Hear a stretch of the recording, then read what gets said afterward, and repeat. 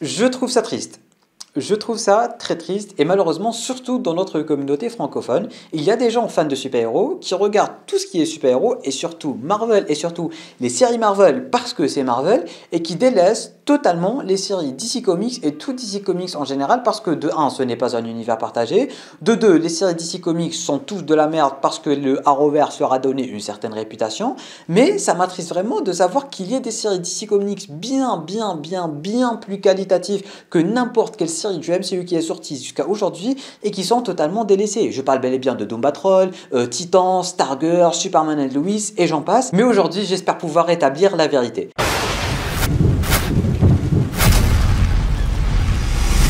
Mesdames et messieurs, bonjour à tous, bonjour à toutes, j'espère que vous allez tous extrêmement bien et bienvenue sur cette toute nouvelle vidéo dans laquelle j'espère vous motiver à regarder la série Superman and Lois à travers pas mal de points qu'on va aborder durant celle-ci. Si tu as regardé Superman and Lois, laisse un petit pouce bleu et laisse-moi en bas dans les commentaires qu'est-ce qui t'a le plus plu dans cette série. Et si tu n'as pas regardé Superman and Lois de 1, je t'invite à continuer cette vidéo jusqu'à la fin, de quoi espérer te motiver à aller regarder cette série. S'il te plaît, tu partages à tous tes potes qui n'ont pas regardé la série pour faire connaître la série un maximum dans cette communauté francophone, et même si tu as regardé, partage cette vidéo un maximum pour faire connaître cette série un maximum dans la communauté francophone. Vraiment, je compte sur vous parce que cette série, j'ai vraiment pas l'impression que les gens la prennent au sérieux et juste parce qu'il y a le logo CW qui est affiché quand elle est en train d'être diffusée. Bref, installe-toi confortablement, le petit pouce bleu, l'abonnement si ce n'est pas déjà fait, et si tu apprécies le contenu global de cette chaîne YouTube. Ici, on parle de super-héros, de tous les univers de pop culture tant que ça nous intéresse, et on essaye de partager notre passion tous ensemble. Et du coup, si tu es fan de Superman Lois aussi, parce que sans vouloir me vanter, je suis littéralement la seule personne qui continue à parler de cette série en communauté francophone. Du coup, partage-moi ça. Raison numéro 1 pour laquelle il faut absolument regarder Superman and Lois, c'est la qualité. On commence déjà par les costumes de cette série qui sont juste incroyablissimes. Parce que oui, ces derniers temps, avec les séries de la CW surtout, et même avec toutes les séries en général, et même chez Marvel Studios ces derniers temps, et surtout chez Marvel Studios ces derniers temps, on a l'impression que les costumes ne sont pas si qualitatifs que ça. Ils se donnent un effet kitsch, un effet cosplay, un effet Power Ranger, je sais pas si vous voyez ce que je veux dire, mais ce n'est pas du tout, et je dis pas du tout, le cas de Superman and Lois. J'ai envie de vous dire que Superman and Lois a réussi à proposer tout simplement un des meilleurs, si ce n'est le meilleur costume de Superman en live action, bien évidemment avec le Superman d'Henry Cavill, qui a un costume juste incroyable. Mais ce qu'il y a vraiment de plus avec le costume de Superman and Lois, c'est déjà le fait qu'on n'ait pas l'impression que ça soit du cosplay, un truc dans le genre, et c'est qu'il soit vraiment très fidèle au comics. Que ça soit le tout premier costume que Superman a porté, qui est très fidèle au tout premier costume des comics, ou tout simplement le costume qu'il porte actuellement, ou celui de la saison 2 ou 3 qui n'arrête pas d'être amélioré. C'est un costume qui est très fidèle aux comics, très fidèle au personnage de Superman. Ça va pas vraiment trop loin avec les détails en truc dans le genre. Il se suffit avec lui-même, juste le petit logo, juste un petit peu de couleur, juste la petite cape rouge et ça s'arrête là. C'est simple, rapide, efficace et il est incroyable. On enchaîne directement avec les effets spéciaux de cette série parce que oui, c'est le point qui va faire le plus peur et surtout quand on parle d'une série de la CW. Ne vous inquiétez pas, les effets spéciaux sont vraiment super bien faits. Les ingénieurs ont eu le temps qu'il faut et ils ont aussi le budget qu'il faut. Bon, je vais pas vous mentir qu'il y a parfois quelques épisodes avec lesquels on peut avoir du mal dans le sens où c'est pas vraiment incroyablissime, où c'est pas vraiment du cinéma. Mais il y a des effets spéciaux vraiment incroyablissimes, 90% du temps c'est vraiment très beau, ça, on n'en voit que du feu, mais le certain 10% qui reste, c'est vrai que parfois on a du mal, parfois c'est vrai que ça fait pas très réaliste, ça fait un peu 3D, mais en globalité on est sur une série, on est sur de la CW et on est sur un tournage ou du moins une production qui dure sur maximum une année. Et du coup, on peut pas en demander beaucoup trop quand même pour une série de la CW et surtout pour une série de cette envergure tout simplement et surtout qu'on soit pas vraiment sur du cinéma. Alors je vais pas vous mentir que 90% du temps c'est vraiment incroyable, on y voit que du feu et c'est super beau, mais parfois une scène ou deux, une fois par hasard, c'est vrai qu'on peut avoir du mal, mais en globalité c'est vraiment super bien fait, le temps est présent, le budget est présent et on ne voit vraiment que du feu. Troisième point de cette qualité, il faut bel et bien parler de ce fameux Arrowverse, l'univers du super-héros de la CW. Parce que oui, Tyler Hoechlin a déjà joué le personnage de Superman dans le Arrowverse, il est déjà apparu dans Supergirl, dans Man Crossover, dans le dernier crossover Crisis on Infinite Earth, etc. Et c'est vrai qu'il n'était pas très convaincant en tant que Superman. Alors en tant que Clark Kent, il faisait vraiment l'affaire, il était incroyable et là je ne pourrais pas le juger. Mais en tant que Superman, c'est vrai qu'il faisait pas du tout l'affaire, que ce soit son costume qui faisait kitsch, Power Rangers, Chip et compagnie, que ce soit de deux, le fait qu'il y ait déjà une Supergirl et que la série s'appelait littéralement Supergirl et du coup il ne pouvait pas forcément ramener un Superman qui allait faire de l'ombre au personnage principal de la série. Et d'un côté, c'est vrai que quand tu vois le Superman de Tyler Hoechlin dans les crossovers, dans Supergirl et compagnie, il y a moyen que tu sois pas chaud pour regarder la série et il y a moyen que tu te dises ok, c'est un Superman de Wish. Mais rassurez-vous, déjà de 1 ça a été confirmé que ce soit dans la série ou par le réalisateur que la série ne fait pas partie du Arrowverse. Ça a été confirmé à la fin de la saison 2 si je me souviens bien. La série ne fait pas partie du Arrowverse de 1. Il n'y a aucun rapport avec le Arrowverse, aucun crossover, rien du tout. La série se suffit à elle-même et c'est très bien comme ça. Comme ça on est sûr de ne pas avoir ce côté Arrowverse qui vient venir un peu tâcher la réputation de la série ou tâcher la série en général, parce que vous allez voir, la série elle est vraiment très belle. Que ce soit cinématographiquement parlant, que ce soit les scénarios, que ce soit les musiques, les thèmes, ça n'a rien à voir avec le Arrowverse et j'ai envie de vous dire Dieu merci, parce que s'il allait vraiment avoir un certain mini rapport avec le Arrowverse, c'est vrai qu'on se sentirait un peu sur un truc pas si réaliste que ça, j'ai envie de vous dire, parce que le Arrowverse va casser un peu le délire de la série et le délire de Superman en général, mais pour le coup c'est pas du tout présent. Aucune mention du Arrowverse, aucun rapport avec le Arrowverse.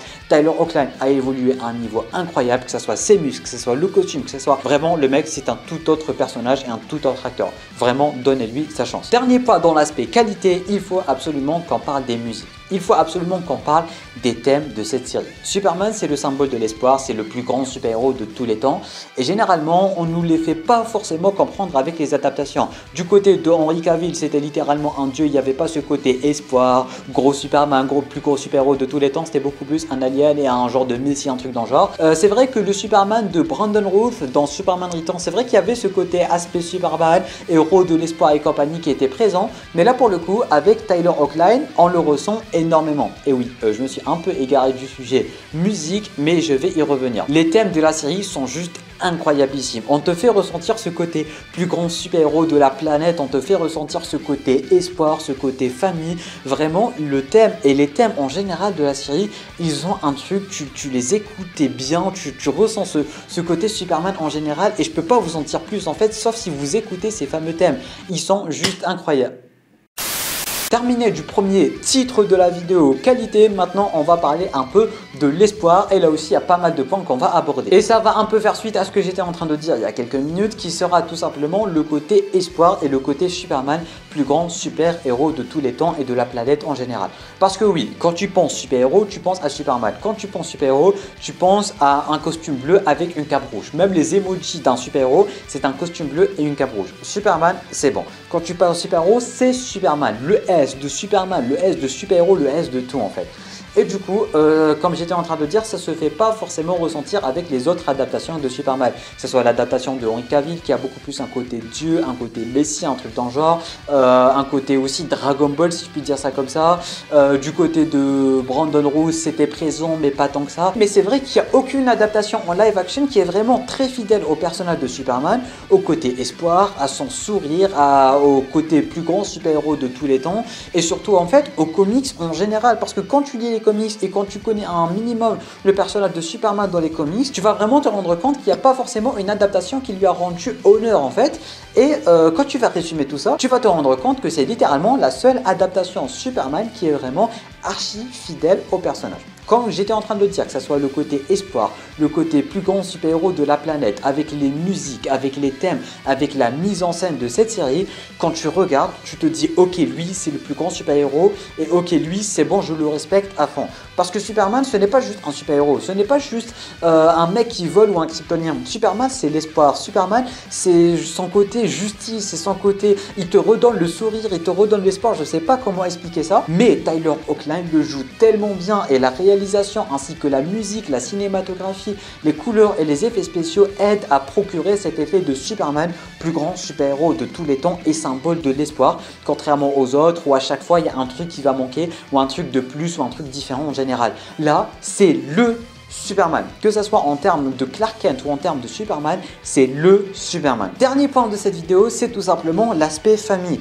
Et en disant l'aspect famille, je ne vais pas uniquement me concentrer sur la famille de Clark, Lois, ses enfants et tout, je vais vraiment parler de l'aspect famille en général. Parce que cette série, elle va pas uniquement parler de la famille de Superman, et ça déjà, c'est incroyable. Juste le fait de parler de la famille de Superman, son alchimie avec Lois qui était juste incroyablissime. À chaque fois, on a certains flashbacks, la première rencontre avec Lois, la première fois où il lui a révélé son identité, leur mariage et compagnie. Quand tu vois ça, quand tu vois ce genre de scène avec cette mise en scène de la série, avec ses musiques, avec ses thèmes, là, tu te dis, ok, c'est le plus grand couple de l'histoire des couples de super-héros. Et je pèse mes mots, parce qu'ils ont tellement réussi à ramener la chose avec la musique, avec les sensations qui viennent avec le jeu d'acteur aussi, parce que Elizabeth Hullock aussi, elle est incroyable en tant que Lois Lane. Ils ont réussi à donner une adaptation du couple Clark et Lois comme on n'en a jamais vu auparavant en fait. Et maintenant, ils sont parents, ils sont mariés, ils ont 2 enfants, et ça part un peu plus loin que ça, parce que voilà, c'est plus un peu les débuts d'un couple où il y a toujours ce côté amour, cette magie d'un couple, etc. Quand ils commencent, là, cette magie, elle est toujours là malgré qu'ils soient parents maintenant. Leur alchimie, leur attachement les uns aux autres et tout, elle est juste incroyable, cette alchimie de Superman ainsi que Lois. Et la série s'appelle pas uniquement Superman, la série s'appelle Superman and Lois, et ça aussi, c'est un très grand point positif parce que Lois joue un très grand jeu dans cette série. Ce n'est pas juste le love interest de Superman, c'est un personnage principal. C'est la femme de Superman et c'est la femme de Clark Kent. Le côté journaliste, le côté Lois, le côté aspect famille et parents tout simplement, il est juste incroyable, et leur alchimie, c'est une dinguerie. Juste quand tu vois leur première fois, la première fois qu'il lui a révélé son identité, la première fois qu'il a sauvé, la première fois qu'il a été montré en tant que Superman avec le costume de sa mère que lui avait créé, la première fois ils ont fondé la famille, etc. etc. Il y avait plein de plus petits flashbacks juste comme ça en fait, qui te procurent une certaine ambiance dans la série. J'ai envie de vous dire, c'était juste incroyable. Et comme j'étais en train de dire, on va pas uniquement parler de la famille des Kent, on va aussi parler de Smallville, on va parler de communauté, on va parler de messages, on va parler de thématiques qu'ils vont aborder avec chaque épisode, parce qu'il n'y a pas que la famille de Clark, il y a la famille de Lana, parce que Lana est présente dans la série, elle a maintenant un mari, elle a maintenant des enfants. À chaque fois en fait, ils vont essayer d'aborder des thématiques qu'on est en train de vivre dans notre quotidien avec telle ou telle famille, avec la famille des Cushing, avec Lana, avec les Kent, etc. etc.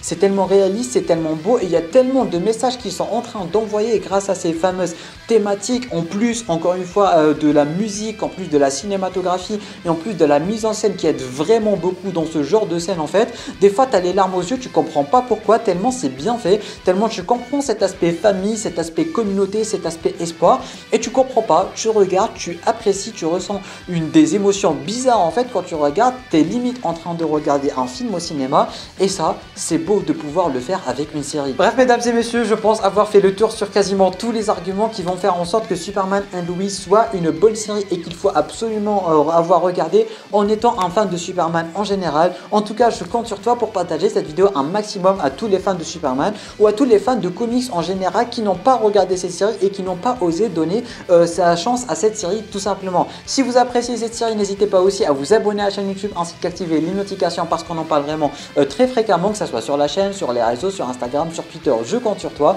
Tu peux regarder une autre vidéo en cliquant juste ici. Tu peux t'abonner à la chaîne YouTube malgré que je viens de le dire en cliquant juste là. Et sur ce, moi je te dis à très bientôt pour une toute nouvelle vidéo. C'était Namiad. Portez-vous bien.